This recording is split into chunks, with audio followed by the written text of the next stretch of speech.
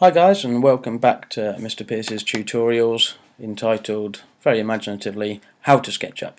So here we are again. This is the second one. In the first one we talked about how to just begin SketchUp and get in the right template. So today I'll be working in the product design and millimeters one. So today in the session I'm going to be talking about how we can draw not just randomly but actually to scale. So in the first podcast, in the first tutorial, I was just drawing randomly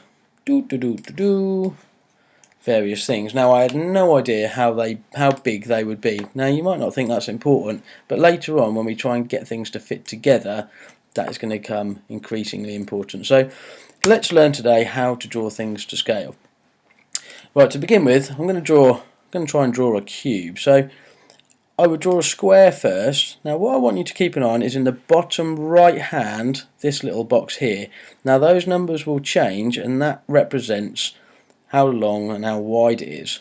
Now I could, say I'm trying to do a 20 centimeter box, that would be 200 millimeters by 200 millimeters.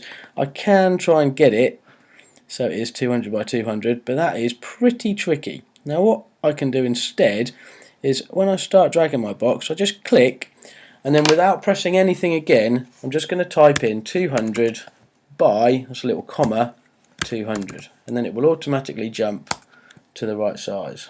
Easy peasy. The next thing, I want to stretch it up, and again I want to make it a cube, so it's going to go up 200 millimeters.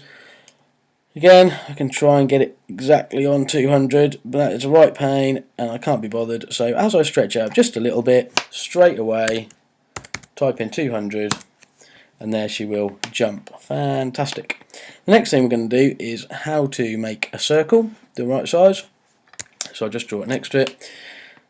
Again, now circles we care about the radius, not how. Now the radius is half the distance across. So if I just click this, you can see that black line there from the middle of the circle. That represents the radius, which is half the distance. So let me just plonk it down there, and just like before, I can now type in, let's say I want it to be 200 millimeters across, so I need to type in 100 millimeters. That will be the correct radius. Lovely. And then just as before, I can pull it up, just pull it up a little bit, 200, oh, not right, 200, bang. And now I've got a cube and a cylinder the right size. Now that is going to be very important later on. Okay, so that is how to draw bits and pieces in the correct size in SketchUp. Thank you very much for watching. Join us next time. Thank you.